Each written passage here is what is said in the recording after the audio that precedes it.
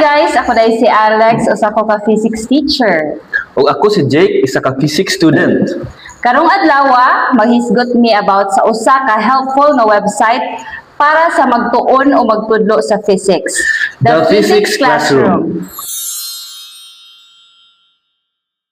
Kung teacher ka na gusto og interactive tools o student na gusto makatuon og maayo, hala, paminaw na mo ani.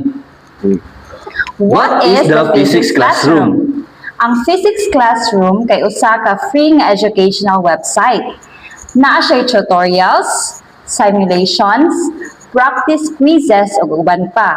All focus on physics. O ma'am, ganahan kay ko ani kay sayon ra kay sa sabton.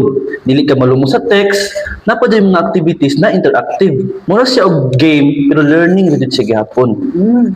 Ang nindot sab-ani para sa mga teachers, especially kung naa kay task tracker subscription. Makabuhat ka og assignments, makita ang progress sa students o i-customize nimo ang mga lessons. Karon, maghisgot ta about sa features and functions ani nga website. Para nako, cool kayo tong concept builders. Dili boring, mura siya puzzle pero in physics version. Ako sab, I use the interactives kung mag-discuss ta about forces and motion.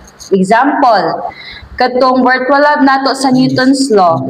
Jake, na-enjoy to nimo no? Yes ma'am, lingaw kaayo to. Kay masabtan ang mga topic kay naay mga animations na makita. And bonus part, if nakalagin na ka, masave imong progress. So kung di nyo mahuman karon, pwede nimo balikan later. No excuses na ha? Yes. Bisan pag-iapakan sa mga iring ang keyboard. Yes ma'am, nakasuway ra ba ko ato? Okay, so let's get real. I-review nato siya gamit ang software evaluation criteria. So first, usability. So kini siya nga website easy to use o intuitive kaayo. Now, for the features, kumpleto na ay tutorials, quizzes, and na ay tracking.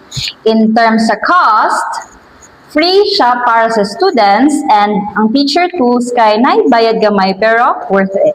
Now, for the reliability, dugay na ni siya na site, proven and tested. And for the support, daghan kayong resources online. Now, ang downside ani, kayang uban mga tools is locked kung wala kay subscription. And honestly, iyang plaster is karaan jud kayo. As a student bitaw ma'am, ganani ko mag-learn at my own pace. And tungod ani na website, dili ka siya overwhelming. Same here as a teacher, it saves time. Dali ra buhatan ang lesson plans o makita ra pud nako asa ang lisod sa students. And nice po kayang quizzes. Kay kung masayop ka, yan i-explain. So makabalo ka as a student na kung unsa jud siya ang correct na answer. All in all, highly recommended gid namo ang the Physics Classroom, both for teachers and mga estudyante. Sakto. Kung gusto ka makatuon sa physics in a fun and clear way, check this site out. So, that's it for our podcast today. Don't forget to like, share, and check this website.